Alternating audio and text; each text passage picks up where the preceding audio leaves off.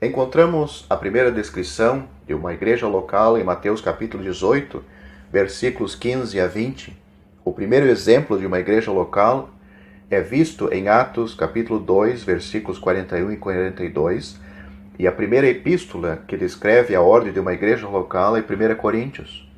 Veremos também a importância da lei do destaque para compreender as marcas de identificação de uma igreja local. Já foi dito que os evangelhos anunciam a igreja local profeticamente. Os Atos dos Apóstolos apresentam as igrejas historicamente. As epístolas falam a elas doutrinariamente. Essa última informação é especialmente verdadeira em relação às duas epístolas que tratam da ordem na igreja local, isto é, 1 Coríntios e 1 Timóteo. Existem pessoas que se opõem ao uso de Mateus capítulo 18 e 20 como uma descrição de uma igreja local. As suas objeções são as seguintes. Primeira, não contém toda a verdade sobre as funções de uma igreja local. A primeira menção de uma igreja local nos dá a verdade em forma embrionária. Lemos em Mateus capítulo 18, versículo 20, porque onde estiverem 2 ou 3 reunidos em meu nome, aí estou eu no meio deles. É uma afirmação simples que contém alguns dos princípios mais preciosos das verdades relacionadas à igreja local. Este versículo muitas vezes é visto pendurado na parede de um prédio onde a igreja local se reúne.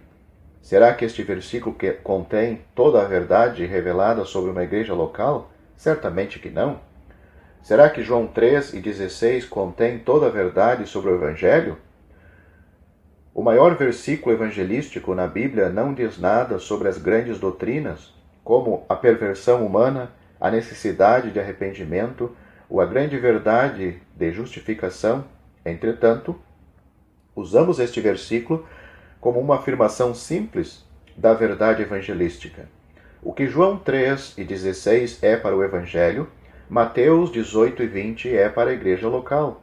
Verdades posteriores foram reveladas depois da descida do Espírito Santo e do nascimento da igreja no dia de Pentecostes.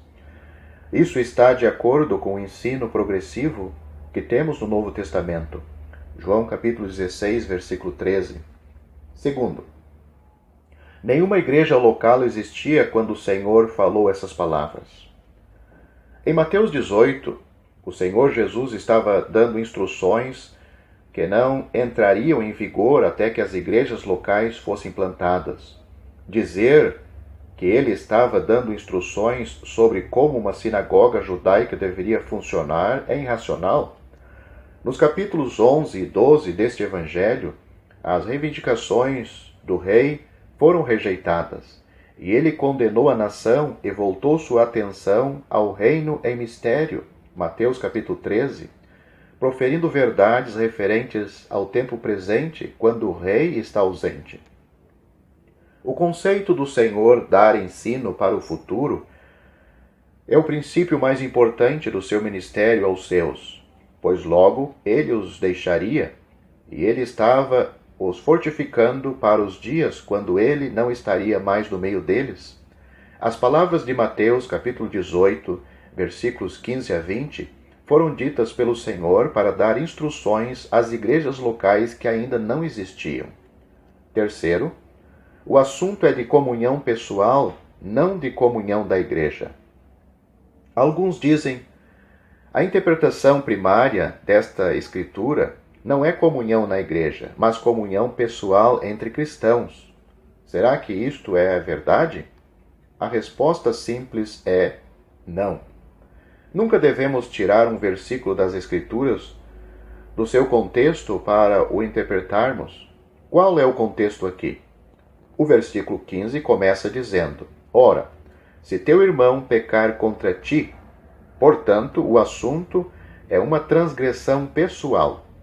Foi assim que o problema começou, mas, ao progredir, incluiu 1 ou 2, e depois 2 ou 3 testemunhas, versículo 16, e no versículo 17 inclui a igreja, uma igreja local. As palavras que seguem são das mais solenes. Se também não escutar a igreja, agora, já não está na esfera de comunhão pessoal, e o contexto é comunhão na igreja. Considerai-o como um gentil e publicano. Aqui o sujeito oculto, tu, pode se referir ao homem que sofreu a agressão, mas a afirmação do Senhor no versículo seguinte impede que pensemos que seja somente uma atitude pessoal do homem ofendido. É interessante ver que, embora o pronome pessoal esteja no singular no versículo 17, está no plural no versículo 18. O ligar do versículo 18 é um verbo ativo e está na segunda pessoa do plural. Realmente isto vai muito além da igreja local, pois a ação na terra não foi legislada pela igreja local, mas é a implementação de uma ordem divina. Os anciãos da igreja local não têm a autoridade para decretar, mas eles têm a responsabilidade solene de executar o que Deus decretou. Esse, então, é o contexto dos versículos 19 e 20. É um assunto de disciplina na igreja, que inclui toda a igreja local. O assunto não muda, nem são os 2 ou 3 dos versículos 19 e 20 pessoas diferentes dos 2 ou 3 do versículo 16. Ainda se trata de uma falta cometida que agora está sendo levada a Deus em oração, versículo 19. E é em relação à disciplina na igreja local que esses 2 ou 3 estão reunidos, no versículo 20. Algumas coisas que podemos dizer sobre esses 2 ou 3 irmãos. Eles têm a confiança do homem contra quem a falta foi cometida. Eles têm a confiança da igreja local a qual o problema foi levado. Nas práticas posteriores do Novo Testamento, tais homens seriam os presbíteros nas igrejas locais. O Senhor Jesus tinha acabado de falar de uma ovelha errante e de um certo homem que vai em busca dela.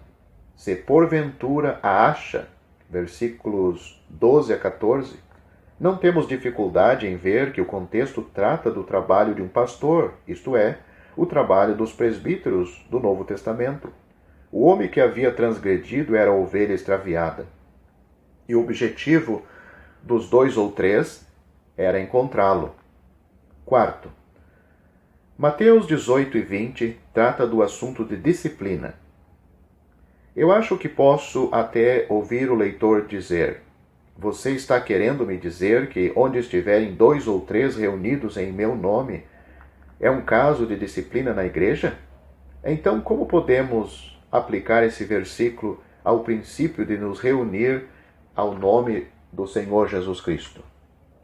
Não há necessidade de se surpreender com isto ou de temer que o versículo esteja sendo interpretado de forma incorreta quando dizemos que é uma verdade relacionada à igreja local. Temos condições quase idênticas descritas em 1 Coríntios capítulo 5, versículos 1 a 8. É verdade que não é uma transgressão contra uma pessoa, este pecado é moral, mas note os paralelos. Em nome de nosso Senhor Jesus Cristo, juntos vós e o meu Espírito, pelo poder, autoridade de nosso Senhor Jesus Cristo, versículo 4. Novamente temos aqui um ajuntamento para a disciplina, e as mesmas verdades preciosas são ensinadas. Eles estão reunidos no nome do Senhor Jesus Cristo, e é pela sua autoridade que a disciplina está sendo executada. Podemos ir além e dizer que a primeira menção de uma igreja local no Novo Testamento trata do pecado de cristãos, e a primeira epístola, toda que trata tão detalhadamente da ordem e função de uma igreja local, 1 Coríntios, é uma epístola de correção por causa de falha humana e no testemunho. O fato da verdade da igreja local ser mencionada pela primeira vez em relação ao fracasso é humilhante para nós. Todo o nosso testemunho para Deus está relacionado com um elemento de fracasso humano. Entretanto, Deus tem mantido o testemunho no mundo ao nome do Senhor Jesus, apesar do fracasso e da fraqueza humana. Isto é um incentivo para nós. Portanto, embora Mateus 18 e 1 Coríntios estejam relacionados com o fracasso humano, não os rejeitamos, mas nos alegramos com o seu ensino claro. Tendo estabelecido o contexto de Mateus capítulo 18 e 20, devemos agora observar o que ele revela. Entendemos este versículo à luz do seu contexto e à luz da revelação de todo o Novo Testamento sobre a Igreja. Esse é o método normal de compreender as Escrituras.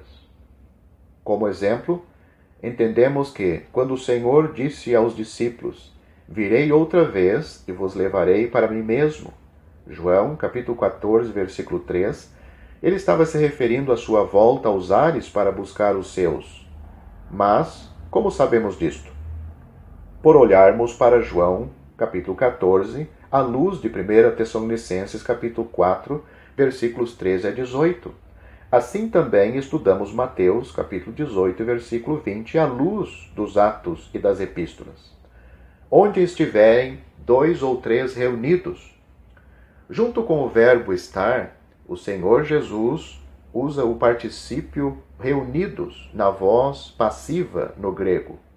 Isso nos indica que eles não agiram ativamente para se reunir, mas outro agiu para reuni-los.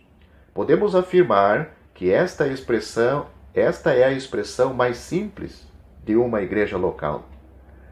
No versículo temos a atração da pessoa do Senhor Jesus Cristo como centro da reunião. Temos como distintivo o seu nome e a promessa da sua presença.